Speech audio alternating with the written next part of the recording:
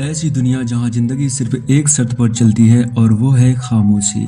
अगर आप कुछ बोलोगे तो आप निपटा दिए जाओगे, क्योंकि अब ये दुनिया एक अजीब और खौफनाक क्रिएचर्स के कब्जे में है। ऐसे एलियन क्रिएचर्स जिन्होंने पूरी इंसानियत को खामोशी में जीने पर मजबूर कर दिया है। ये क्रिएचर्स अंधे हैं, लेकिन सुनने की ताकत इतनी तेज है कि एक पत्ते की आवाज भी इन्हें अपने शिकार तक ले जा सकती है। और इसी खौफनाक दुनिया में रहता है एक परिवार जिसका नाम है ली एबॉट और उसकी बीबी एवलिन और उनके 3 बच्चे रेगन, मार्कस और सबसे छोटा ब्यू। रीगन एक बहरी लड़की है जिसे आवाजों की दुनिया सिर्फ महसूस होती है। कहानी शुरू होती है एक सुपरमार्केट से। एबॉट परिवार चुपके से सामान इकट्ठा कर रहा होता है बिना कोई आवाज किए। छोटा ब्यू एक रॉकेट टॉय उठाता है, ली उसे ले लेता है और बैटरी निकाल कर साइड रख देता है ताकि आवाज ना आए। लेकिन जाते वक्त ब्यू चुपके से बैटरी वापस टॉय में डाल लेता है। उसके बाद वो सुपरमार्केट से निकलकर रास्ते में चल रहे होते हैं। वो सब पैदल ही जा रहे होते हैं क्योंकि वो क्रिएचर्स थोड़ी सी आवाज को भी डिटेक्ट कर लेते हैं। तभी अचानक टॉय से रॉकेट की आवाज निकलती है। लियो ब्यू को बचाने के लिए बहुत तेजी के साथ उसकी तरफ भागता है, लेकिन कुछ ही सेकेंड में एक जानलेवा एलियन जो बहुत ही खतरनाक दिख रहा होता है वो जंगल से निकलकर ब्यू पर हमला करता है और उसे मार देता है। यहाँ से सीन कट होता है और 1 साल बाद का वक्त दिखाया जाता है, जहाँ एबॉट परिवार अब एक नदी के किनारे अपने फार्म हाउस में रहता है। ये हर दिन रेडियो सिग्नल भेजने की कोशिश करता है कुछ लोगों को ढूंढने के लिए, लेकिन उसे कभी भी कोई भी रिस्पॉन्स नहीं मिलता। इसके बाद ली रेगन के पास जाता है। रेगन अपने आप को दोषी मानती है ब्यू की मौत का, इसलिए वो सोचती है कि डैड उससे नाराज हैं, जबकि ली उससे बेपनाह मोहब्बत करता है।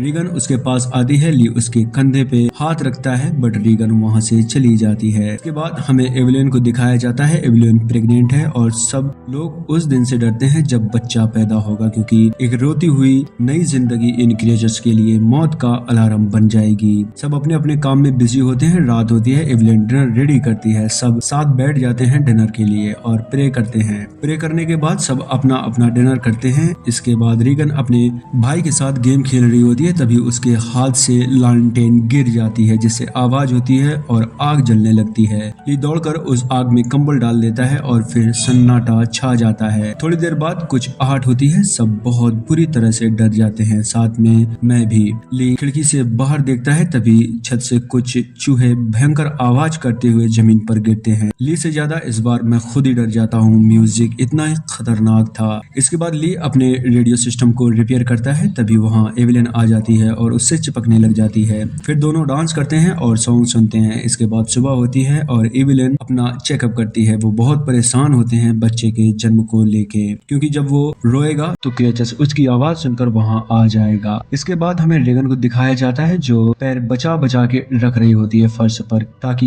शोर ना हो। तभी वो सीढ़ियों से नीचे गिरने वाली होती है। तभी ली उसे पकड़ लेता है और रेगन नाराज होकर घर के बाहर आ जाती है। ली उसे इशारे से समझाने की कोशिश करता है कि तुम गिर जाती तो शोर होता और वो एलियन यहाँ आकर हम सबको खत्म कर देता। रेगन नाराज होती है। इसके बाद एवलिन और मार्कस इशारों से बात करते हैं। मुझे नहीं पता वो क्या बात करते हैं, बट दोनों हैप्पी दिख रहे होते हैं। इसके बाद ली मार्कस को अपने साथ लेके जाता है सर्वाइवल सिखाने के लिए। रीगन कहती है मैं भी चलूंगी, बट ली उससे मना करता है और मार्कस को लेके चला जाता है। रीगन बहुत ही उदास हो जाती है। वो बहरी होती है, अपने कान का माइक चेंज करती है, बट उसे कुछ सुनाई नहीं देता। वो बहुत ही ज्यादा दुखी हो जाती है। इसके बाद ली मार्कस को लेके एक नदी के किनारे जाता है, जहाँ ली मार्कस को सर्वाइवल सिखाता है। फिश पकड़ना मार्कस डर जाता है, बट ली उसे समझाता है।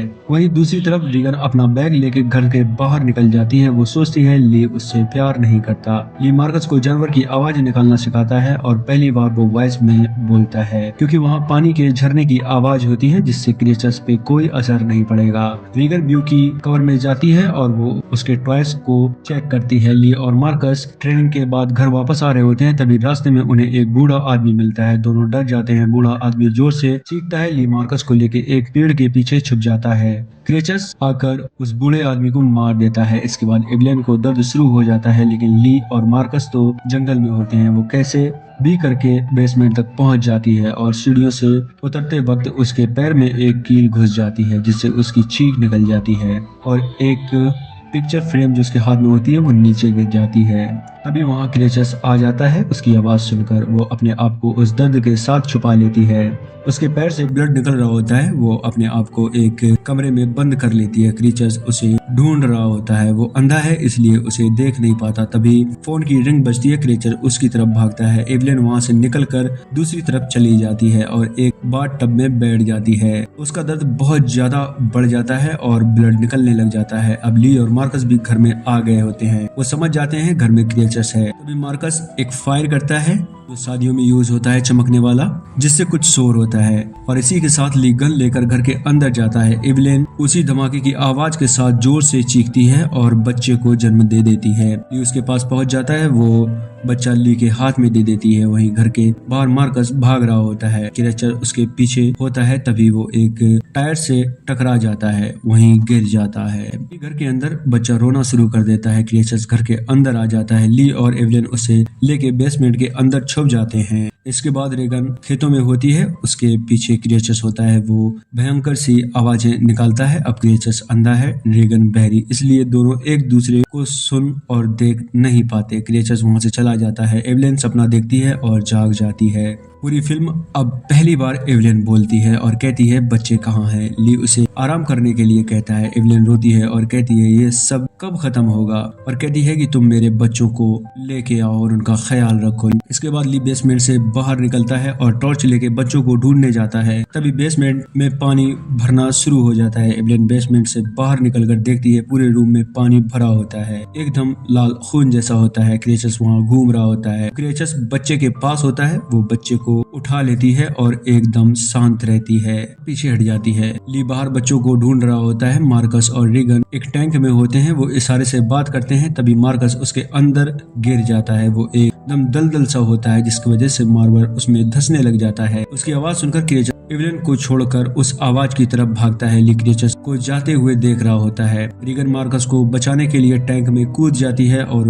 उसे बाहर निकाल लेती है, लेकिन खुद अंदर धंस जाती है। मार्कस भी उससे बाहर निकालता है। तभी क्रिएचर्स वहां आ जाता है। वो दोनों दरवाजे के सहारे छुप जाते हैं, लेकिन क्रिएचर्स अपने नुकीले नाखून से दरवाजे पे अटैक करता है, वहां से चला जाता है। ली क्रिएचर्स का पीछा करके उसी टैंक के पास आ जाता है। दोनों बच्चे दौड़कर ली को हक कर लेते हैं और इशारे से बात करते हैं। बच्चों को एक गाड़ी में छुपाने के लिए भेज देता है और क्रिएचर्स पे अटैक कर देता है। क्रिएचर्स उसे एक बार में ही गिरा देता है। मार्कस जोर से चीखता है जिस वजह से क्रिएचर्स उनकी गाड़ी पे अटैक कर देता है। ली उन्हें इशारे से समझाता है और चीख मार देता है। क्रिएचर उसकी चीख सुनकर उसकी तरफ भागता है और उसे मार देता है। मार्कस गाड़ी स्टार्ट करके घर के अंदर आ जाता है। एवलिन दोनों बच्चों को हक करती है। तभी क्रिएचर्स उनका पीछा करके वहां आ जाता है। वो सब घर के अंदर बेसमेंट में चले जाते हैं। तभी वहां क्रिएचर्स आ जाता है। एवलिन उसकी तरफ गन तान देती है। तभी रेगन अपनी कान की मशीन के साथ और रेडियो का साउंड तेज कर देती है, जिससे क्रिएचर्स तकलीफ की वजह से गिर जाता है और फिर अटैक करता है। तभी एवलिन उसके सर पर गोली मार देती है। वो वहीं खत्म हो जाता है। एवलिन कैमरे में देखती है कि बहुत सारे क्रिएचर्स गन की आवाज सुनकर उनकी तरफ दौड़े चले आ रहे हैं, लेकिन अब उनके पास लड़ने का फॉर्मूला था, इसलिए वो अपनी गन लोड करती है और उसकी गन लोड करते ही हो जाता है मूवी का समापन था एंड।